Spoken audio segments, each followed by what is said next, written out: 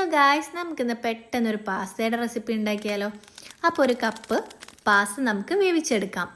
ഒരു 10 മിനിറ്റ് മതി പാസ്ത വേവിച്ചെടുക്കാൻ. നമുക്ക് ആവശ്യത്തിന് നമുക്കിഷ്ടമുള്ള വെജിറ്റബിൾസ് ഒക്കെ എടുക്കാം. ഞാനിപ്പോൾ ക്യാപ്സിക്കം, ക്യാരറ്റ്, സ്വീറ്റ് കോൺ ചേർക്കുമ്പോൾ ഒരു പ്രത്യേക ടേസ്റ്റ് ആട്ടോ.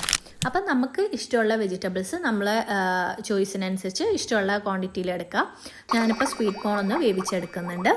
ഇനി നമ്മൾ ഇതിലേക്ക് കുറച്ച് ക്യാബേജും അതുപോലെ ഒരു ഓനിയനും കൂടെ ആഡ് ചെയ്യുന്നുണ്ട്. ഇതെല്ലാം നമ്മളൊന്ന് വഴറ്റി കൊടുക്കുക, ഉപ്പിട്ടിട്ടൊന്ന് വഴറ്റിയെടുക്കുക. എന്നിട്ട് നമ്മൾ വേവിച്ച് വെച്ച സ്വീറ്റ് കോൺ ഇതിലേക്ക് ആഡ് ചെയ്ത് കൊടുക്കുക. പിന്നെ കുരുമുളക് പൊടി നമ്മൾ ആവശ്യത്തിന് എരിവിനനുസരിച്ച് ആഡ് ചെയ്യുക. ഫ്രൈഡ് ചിക്കനും പിന്നെ വേവിച്ച് വെച്ച പാസ്തയും കൂടെ ആഡ് ചെയ്ത് വഴറ്റിയെടുക്കുക. ഇനി ഇതിലേക്കുള്ള ക്രീം തയ്യാറാക്കണം. അതിന് നമ്മൾ 1 സ്പൂൺ നെയ്യും 1 സ്പൂൺ മൈദപ്പൊടിയും 1/2 കപ്പ് മിൽക്കും പിന്നെ ആവശ്യത്തിന് ഉപ്പും കുരുമുളക് പൊടിയും ചീസും കൂടെ ആഡ് ചെയ്തിട്ട് ഒരു തിക്ക് ക്രീമാക്കുക. എന്നിട്ട് നമ്മൾ പാസ്ത ഇതിലേക്ക് ബാക്കിയുള്ളത് ആഡ് ചെയ്ത് മിക്സ് ചെയ്യുക.